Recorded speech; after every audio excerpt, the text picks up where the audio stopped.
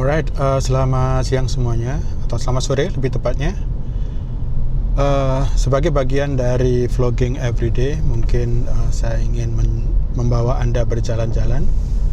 Saya ingin membahas satu hal, yaitu tentang sebuah mobil. Jadi kepikiran pada saat jalan-jalan tadi, kenapa enggak kita membahas mobil. Jadi pada dasarnya saya ingin memberikan satu gambaran apa yang saya sudah pelajari ketika menggunakan atau memiliki mobil ini selama 10 tahun. Saya membeli tahun 2018, jadi sekarang 2020, akhir 2019 kalau nggak salah. Sekarang 2020 berarti 11 tahunan.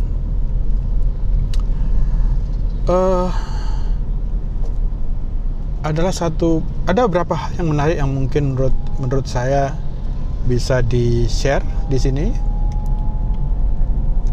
Salah satunya adalah tentang bagaimana merawat mobil ini atau mobil Nissan ini. Ini adalah Nissan X-Trail 2500 cc. Menjadi sebuah kendaraan yang bisa dipertahankan atau bisa reliable selama 10 tahun setidaknya. Pertama, ketika saya membeli mobil ini, waktu itu saya tidak merasa atau tidak yakin bahwa mobil ini bisa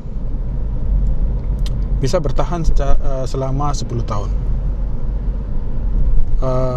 Karena pada saat itu Nissan itu bukan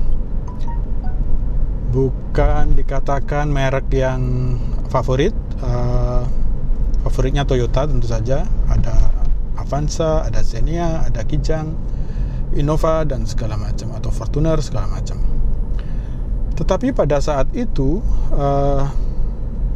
Nissan itu sedang promo, dan kemudian dari segi spek itu speknya jauh melebihi dari beberapa pabrikan yang lain. Misalnya Honda misalnya, ini adalah Nissan ini sebenarnya lebih ke kompetitornya adalah CR-V. Waktu itu harganya berbeda sekitar 50 juta. Tapi dari segi spek sepertinya ini lebih bagus daripada CR-V saat itu. So akhirnya saya pilih ini dengan pemikiran bahwa ya nggak apa-apa lah, tidak sereliable mereka, Honda atau Toyota, tapi setidaknya lebih murah. Dan ternyata saya salah, saya bisa merawatnya sampai 10 tahun dan sekarang masih cukup bagus. Tentu saja banyak hal yang sudah diganti, misalnya adalah kaki-kaki yang pertama kali masalah. Kemudian pengapian, koil dan segala macam baru saja diganti beberapa minggu yang lalu. Terus kemudian radiator ganti 2 kali. Dan yang paling sering ganti adalah bumper.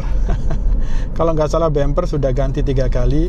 Dan untungnya ketika ganti bumper itu dibayar oleh asuransi.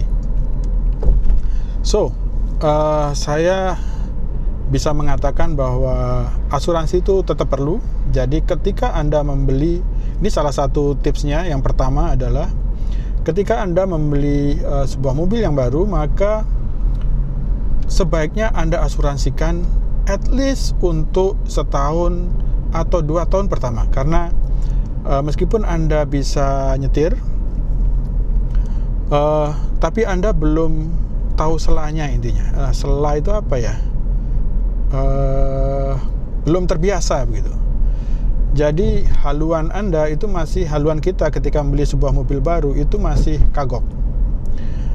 Dan terbukti saya menabrak dinding beberapa kali sehingga bumpernya harus ganti 3 kali baru.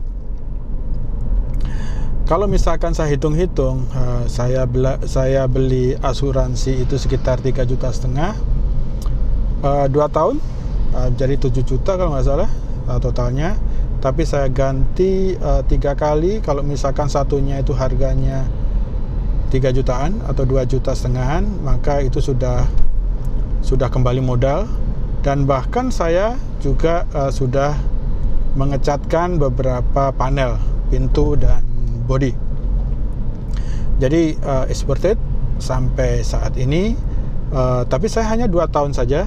Setelah itu saya tidak melakukan asuransi karena yang pertama saya sudah terbiasa dengan mobil ini dan jarang sekali terjadi kecelakaan atau menabrak sesuatu yang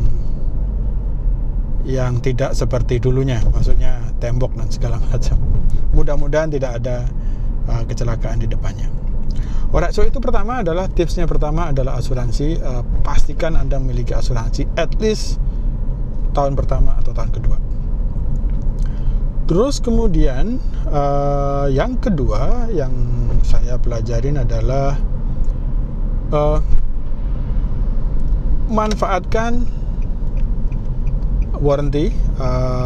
Mereka memiliki warranty dan kemudian mereka juga memiliki program untuk ganti oli dan segala macam. Manfaatkan hal tersebut semaksimal mungkin. Nah, saya mengganti oli mengganti oli atau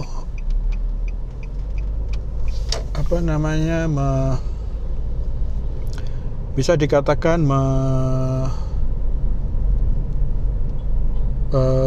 melakukan perawatan secara benar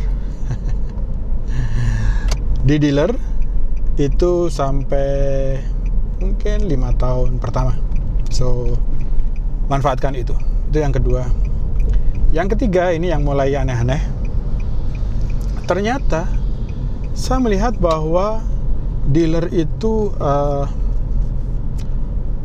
belum tentu bekerja atau belum tentu pemikirannya itu sama dengan kita, dalam arti kalau misalkan ada barang yang mau diganti, dealer itu men-charge kita sangat tinggi. Saya tidak tahu pertama kalinya, tapi ketika saya ke mereka, saya sih tidak masalah ke mereka atau ke dealer untuk mengganti spare parts. Tapi setelah saya banding-bandingkan beberapa waktu kemudian, saya baru mengerti bahwa mereka charge-nya cukup tinggi. Bahkan ini sebagai contoh, untuk mengganti baterai remote, kunci remote, itu saja saya harus mengeluarkan uang 125.000 per satunya. Jadi ada 2 remote yang harus diganti, 125.000, 250.000 rupiah hanya untuk mengganti baterai. Saat itu saya masih bodoh, jadi ternyata ketika saya menggantinya sendiri 15.000 saja, jadi total 30.000 dua baterai. Kemudian juga ketika mengurusi kaki-kaki, mereka men-charge lumayan tinggi. Ada satu kejadian, yaitu tentang radiator. Jadi radiator bocor, saya menggantikan radiatornya sesuai dengan petunjuk dari dealer, nggak apa-apa. Tapi ternyata bocor lagi setahun kemudian. Saya nggak tahu kenapa, tapi yang jadi masalah adalah meskipun sudah diganti oleh mereka, ternyata bukan jaminan bahwa mereka melakukannya dengan benar. Bocor lagi dan akhirnya saya ganti di bengkel yang lain. Dan ternyata satu lebih murah, dan yang kedua lebih bisa berumur panjang. So, jadi kesimpulannya adalah ada lagi. ada satu lagi. Ketika saya masih dealer minded, saya itu mengganti kaki-kaki juga ke mereka. Dan ternyata apa yang mereka ganti itu tidak sesuai, bukan tidak sesuai, tapi tidak menyelesaikan masalah. Masalahnya apa, yang diganti apa. Sehingga meskipun saya udah keluar lumayan banyak pengeluaran saya di dealer, tapi saya tidak menyelesaikan masalah. Maksudnya penggantian barang-barang tersebut tidak menyelesaikan masalah. Sehingga mau tidak mau saya harus mengulang pekerjaan tersebut di bengkel yang lain yang bukan dealer. Dan again, mereka bisa mengganti dengan harga yang lebih murah dan juga kualitasnya lebih bagus, dalam arti kualitas pengerjaannya lebih bagus. Saya juga nggak ngerti kenapa dealer itu seperti itu. Tetapi ketika saya berbicara dengan beberapa teman, memang sepertinya dealer sekarang itu memiliki source of revenue yang berbeda. Jadi dealer itu bukan menjual barang baru. Dealer itu source of revenue-nya itu ya dari satu parts, bengkel, kemudian finance. Jadi karena zamannya ini zaman online, artinya harga itu dengan mudah setiap orang atau setiap sales agent itu bisa memberikan harga yang lebih murah dari yang lainnya. Jadi mereka bisa bersaing dari segi harganya. Dealernya dapat apa? Dealernya dapat dari menjual kredit Anda kepada bank tertentu. Jadi jangan heran kalau misalnya Anda membeli mobil, itu harganya lebih mahal ketika Anda beli cash dibandingkan dengan beli kredit. So itu terjadi, dan Anda coba lihat, kalau misalkan Anda nggak percaya, coba aja Anda beli kredit dengan beli cash, pasti lebih mahal beli cash. Karena kalau Anda beli cash, mereka nggak cuan dengan harga yang sama ya. Tapi kalau Anda beli kredit, maka mereka bisa menjual kreditnya ke bank lain dan dia mendapatkan fee dari situ.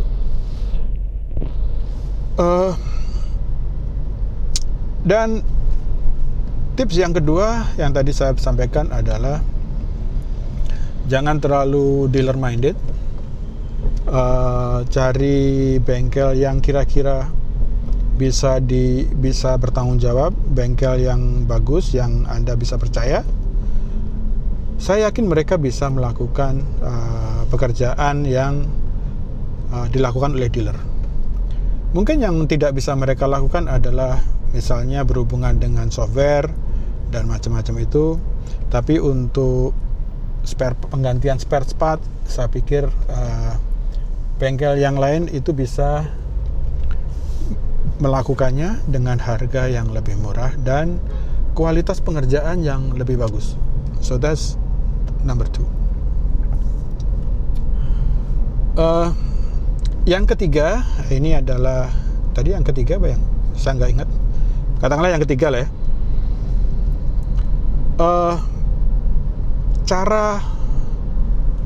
Cara menyetir.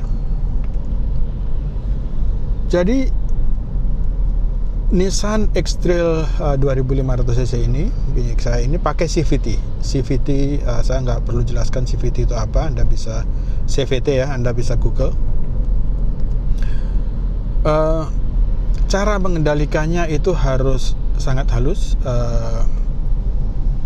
Halus dalam arti ya Anda kayak menimang bayi begitu.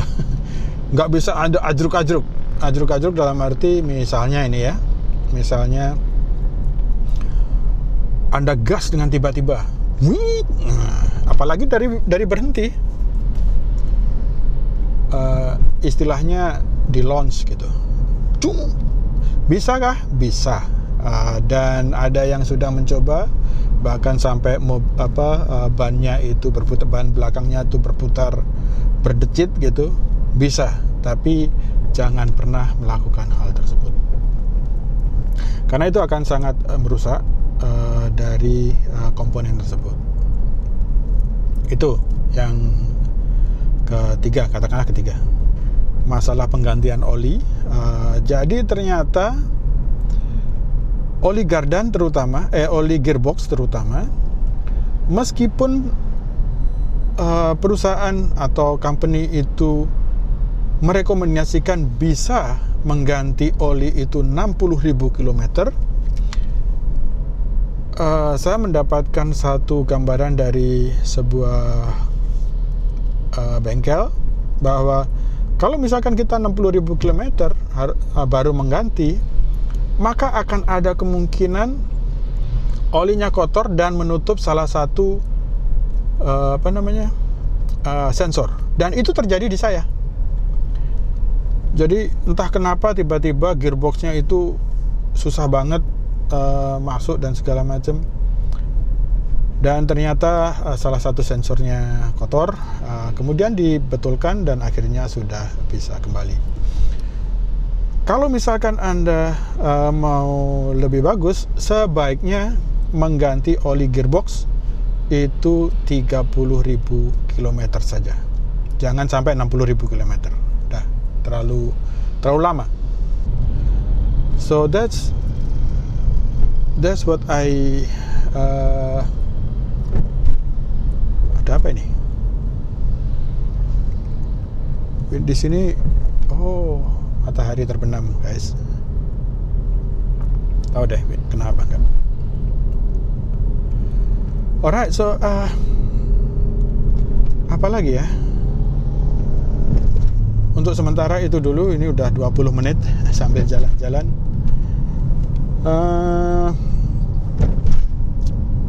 Nanti kita lanjutkan lagi kalau misalkan saya ada ide. Tapi yang jelas itu yang bisa kita itu yang saya pelajari selama ini. Alright, so hope it's useful. Thank you very much and see you next time.